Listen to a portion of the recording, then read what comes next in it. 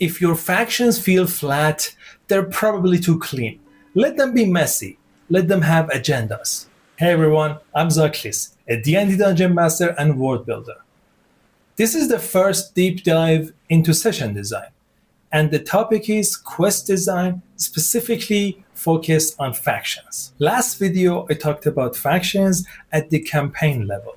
Now let's talk about what happens at the table, how factions turn quests into pressure, choices, and consequences during the sessions. Let's kill a misconception first.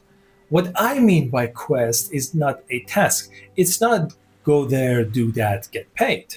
Real quests are problems created by conflicting interests, and factions are one of the strongest sources for them. Here's an important distinction. Factions can absolutely be mostly good or mostly evil. That's fine. What's boring is pretending they're clean. Ideology can be pure, execution never is. The people in those factions cut corners, justify ugly methods, hide mistakes, and protect their own. That is where the interesting quests come from. Factions have a style, and their quests should reflect that, most of the time. Groups like Harpers or Zentarim don't operate loudly. They whisper, they manipulate, they apply pressure quietly.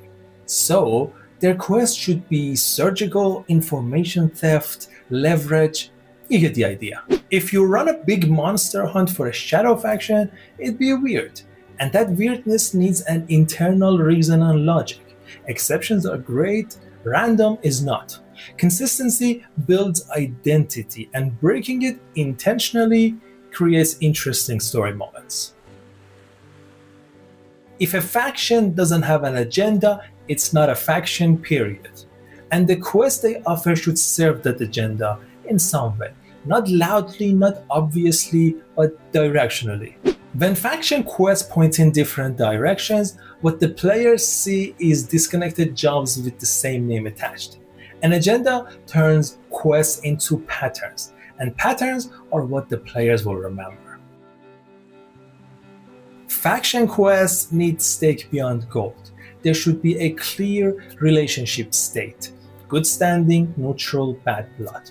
Keep it simple, give perks, and let negative reputation hurt. Also, if you want this to feel real, getting closer to one faction should probably sometimes piss off another. Remember to start small.